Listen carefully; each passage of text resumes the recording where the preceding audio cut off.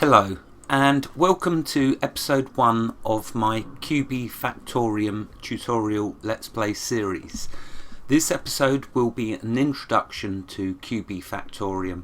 The game is a mix between Factorio and the classic Blue Byte game The Settlers. This takes The Settlers to a whole new level though. It is still in development, early development, but it has a fantastic amount of content and feels very polished and is updated regularly. I've been playing now for over 11 hours and I haven't found a single bug, not a single one. Kubifaktorium is developed by Mirko Seif, I'm sorry if I pronounce that incorrectly, and has Steam Workshop support with some really excellent mods already. It's incredible, but I'm not going to add any mods because with mods this is a double-edged sword. They can cause, especially when the game's in early development, it could cause problems, but there are mods out there for those of you who just want to go overboard with items and machines and all the rest of it. If you're a fan of Factorio or The Settlers, then this game should be in your collection without a doubt. It is a pure joy to play. But don't take my word for it. Watch the series and decide for yourself. Kubifaktorium is on Steam and priced at £15.49 or just over $19. I think it was like $19.26, something like that. It was released on the 3rd of July 2019, so it's been out now for a couple of months because it's now currently the end of September nearly, so a couple of months. Here is a bit of what it says on the Steam store page. Build, manage and grow a thriving colony. Discover new lands, craft legendary weapons and defeat your enemies. Kubifaktorium will feature different biomes to explore, plenty of resources to exploit, complex machinery to build and interesting production chains to master. This game can either be very simple if you want it to be, or it can be very, very complex like Factorio if you want it to be with some of the production chains. But the complex machinery and production chains come in a bit later to the game. As you're going to see, we start, I don't know how many episodes I'm going to be doing on just the simplistic side of the game before we build up to the more complex, but I want to do it in a way which makes you realise that this is so user friendly and so much fun. So anyway, enough of my waffle, let's take a look at the actual game. So you can see up here is developers notes. Over here you can get access to the wiki, amongst other things, the Discord chats for the bugs or anything like that if you do find any. And down here is where we've got the selections. If I go into settings, it's got lovely music which you can hear, but I'm going to need to turn that off because that proves to be a pain if you have any music in a game and you make YouTube videos. So I'm just going to turn that off.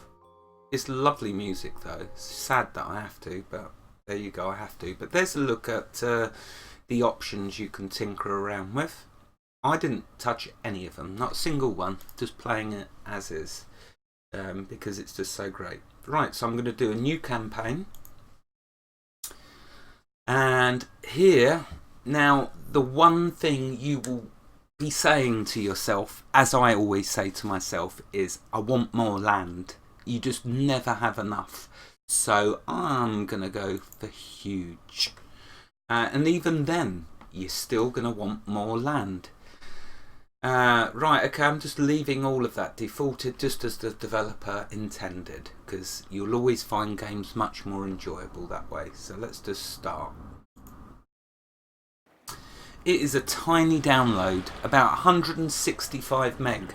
So you can download it in minutes and you can play it on a laptop, you can play it on anything. So this is a real game on the go. Right, so here's a look at the world map. Now you start off with this island here. You can't go anywhere else yet because you have to unlock them. So let's just read what he says, the developer Mirko says up here. Welcome to the world map. Farm and harvest resources, build increasingly more complex production chains, and grow your workforce by recruiting animals and colonists. Note, currently there is no story or ultimate objective. Just explore the different biomes and enjoy the game. Now that there is a massive understatement. Really, it's a massive understatement. Because it will be fantastic if any of a story or ultimate objective is added. But trust me when I tell you, the fun that you're going to have in just getting through the objectives for each island, because each island you have to have so many items harvested in order to progress. So you start with the tier 1 islands, then you move on to the tier 2, and then you can get on to further tier 3. Tier 2 and Tier 3 is where the complexity of the game will begin. So let's start here. Edelgard Island. Some herders and their pigs want to join. Stranded goods, flat terrain, only basic resources, no enemy camps, so there'll be no fighting in this episode, I don't think. And grass terrain. Actually, what I'm going to do, I wanted to show the world map, but I'm going to start with the tutorial because it is such a great way to give an introduction to the game. So that new campaign, I just wanted to go over the world map and how you progress. But let's go through the tutorials to start with. So I'm going to look at all these tutorials. I mean, really, it's just really fantastic. So let's start with the basic one. So this island is rich in wood and stone but lacks mineral ores, and you'll find that with all the tier 1 islands, no ores, but you won't need them because you've got so much you need to get to grips with. You can clone an existing building by holding the Alt key and clicking it. That's fantastic straight away. Right, let's push a key. Now don't be dismayed by the graphics. I used to be a graphics snob, but this game's totally changed my opinion of that. Normally I wouldn't touch a game that looked this basic, but it doesn't matter. Think playability, think just fun. Right, okay, so it starts you off paused, and over here now with the help system we're going to follow through with what it says. So learn how to use the help system, move your mouse over an objective to display more help. So as you can see, when you hover over it tells you more help. So I click that, now progress. Okay, the boat you use traverse the seas, and this has all of these items on it. As you unload the items off the boat onto the ground, or dock if you have one, it will open up further buildings that you can make.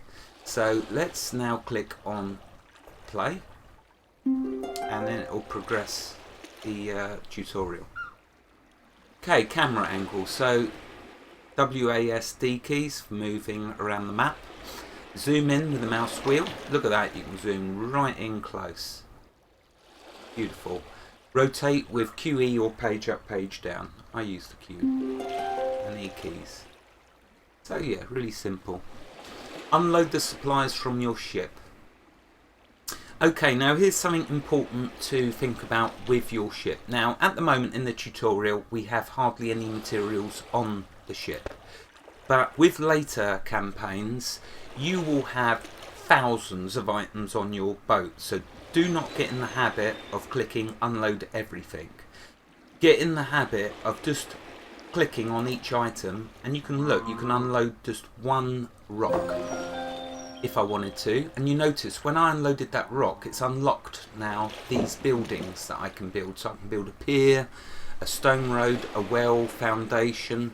So you can either go through clicking or you can just simply click unload everything. Because I've hardly got anything on there, I'm going to click unload everything.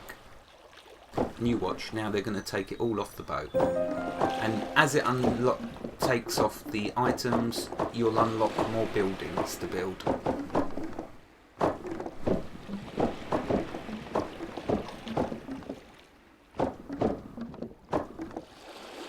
Normally I wouldn't unload everything off the ship, I'd unload it as I need it, because otherwise it gets very cluttered on the ground. But the tutorial wants me to unload everything, so I will.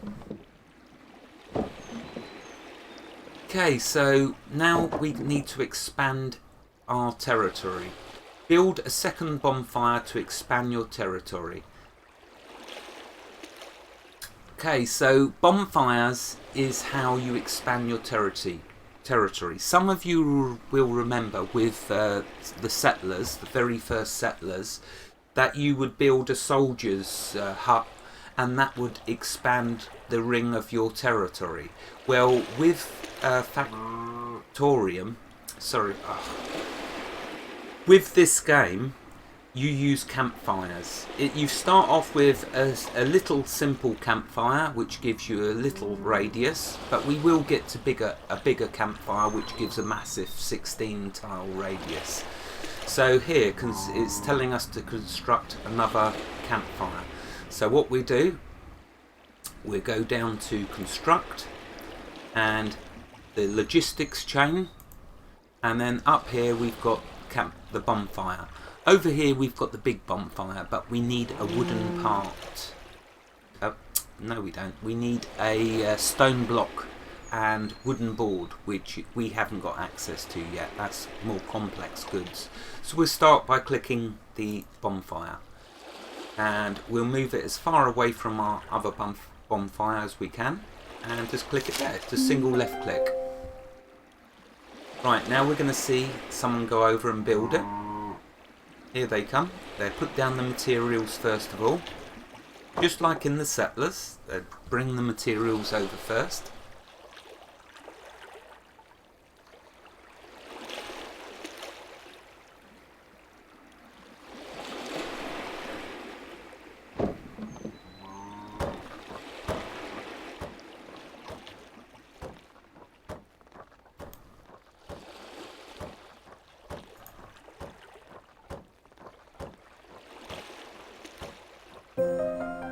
There you go, you see, the bonfire has been built and the range of our base has been extended. Okay, so up here it's saying create mining tasks. So what we can do with this, you notice this ground here is raised up high, which is stopping us from being able to use that land or build on it. So we can click on the mine and harvest button. And now, if I come out a little, we can left click and drag to select all of these tiles, like so. Notice how it's missed some there, so you can just left click and drag. This is a great way for getting clay. There is a tiles with clay in it. Do you see the little icons, the little blobs? That means they've got clay in them. The rest of these tiles, dirt tiles, haven't got no clay. But you are going to need clay, so it's important to realise that that is how you get clay from certain earth tiles. You'll see that little pattern on them. You see there's some, let's click away. If I click on it, you'll see mined clay. It's so brilliant the way when you hover over anything, you get all of that information tooltips. It tells you where it's produced, so you can make clay in a clay quarry, but that's later on for automated machines. As you can see there, processed in automated kiln. It's produced in a clay quarry, which is automated, and processed in the automated kiln or the kiln. Okay, so I'm going to deselect these, at least some at the back. To deselect, if you want to cancel an order, click on this little cross and then you can drag and select. You see, nice and it's just beautiful. The way this game is designed is perfect. So, I mean, I want to get rid of all of this ground, but I don't want to clutter up with too much clay on the ground at the moment. Not only that, we've got to think about food and water. No one's going to die if we run out of food and water, but they are going to work very, very slowly if they don't have food and water. So it is something to pay heed to. So up the top here you can see that it's showing us how much drink stock we've got, and you can see listed there. Remember, this game is still in early development, but currently we can have beer, chocolate milk, lunch boxes, milk, tea and water. They're all drinks that the colonists can drink. When thirsty, colonists will automatically search for something to drink. Providing drinks will make them more happy and productive. So yeah, it will keep them happy and keep them working at a good speed. Same goes for food. Food stock. Provide food for your colonists, well fed, to make them more productive. And we've got bread, strawberries, harvested tomato, lunchbox and strawberry donuts. Food. When hungry, colonists will automatically search for something to eat. Providing food will make them more happy and productive. So as you can see, no mention of dying. I really hate that with games. I know it's more realistic, but for goodness sake, I'm playing a flipping game and I want to have fun. I'm not like no power gamer or fanatical hardcore gamer. I'm more of an enjoyer gameplay. This is for those of you that don't want stress when playing a game of this nature. So they won't die, they'll just get slower, and that's really wonderful. Up here's housing, we'll get to that. Idle colonists. This is another fantastic thing, but I'll show it in more detail when it becomes more relevant. As with the rest of these really, fighting's not on this island. This gives you warnings when you've done a production chain or something which isn't working, and it tells you and it takes you to it. It's brilliant. Here's the time of day, blah blah blah. You can set the speed of the game, so you can set it really fast or just go normal or a bit faster. Over here we've got colonist management, so you can have a look at your different colonists and their skills. You can click on them individually, but the tutorial will tell us about that.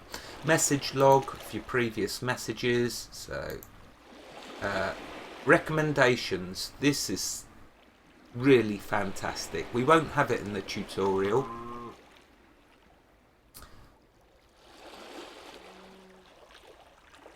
Although this is where the recommendations appear. So really it is actually working now. So up here's your recommendations. The game's telling you really what you ought to be building, which is great. It really is fantastic, because later on, maybe not now, but later on in the game, you're going to need that. And let's see the last one, inventory target. So that's telling us, actually, sorry, this is the inventory target up here. So we're going to need to get 20 wooden logs before we can progress, 8 wooden boards, 8 strawberries and 12 water. Once we finish the tutorial, then the recommendation will appear above this. But because we're in the tutorial, it's a little different. But I'll explain it when we get to it. Right, so let's go back and continue on. Set up a well. Well we need for the water, because otherwise we're going to run out. So to create the well, go to the construction and food and water and click well. When you're hovering over the items, it does tell you the resources. So we need 2 rock, which we have plenty of. So let's do the well. I'm going to put the well at the centre of... I'm going to put it, yeah, near the campfire, just there. I mean, it doesn't really matter that much at the moment. We will be able to do roads, so that's something to bear in mind. Your colonists will move much quicker when using roads. But for now I'm just going to slap the colony together just as the tutorial's telling us to. Right, okay, stockpiles. Never have I seen stockpiles so fantastically done. Stockpiles, of course, we need to hold the water. If I click on this, you'll see it's telling us no output, no stockpile to output to. So I'm just going to put down here, this little box icon is the stop for stockpiles. You just simply left click and drag. Now water is an important item for us to have, so I'm going to do a pretty big stockpile for that. There we go. So right click away once you've... No, is that the time already? My goodness. Okay, so just to quickly finish this off with the stockpile, if you then left click on the stockpile, you can either select what resource you want to go in there, or here's a nifty cool pro tip straight off the bat. Select the building that needs the stockpile, then right click on the new stockpile. Notice the flag disappeared. That's because we've now told it what resource to hold. Because we selected the building first, then right clicked on the stockpile, that stockpile has now automatically been set to the right resource. How cool is that? That is just awesome. And I'm going to leave you with that awesomeness and end the episode here. Because I do want to make them only 20-minute long episodes. I know lots of people get upset if they're too long. Wherever you are in the world, God bless you and keep you safe. Thank you for watching and have a fantastic day. Goodbye.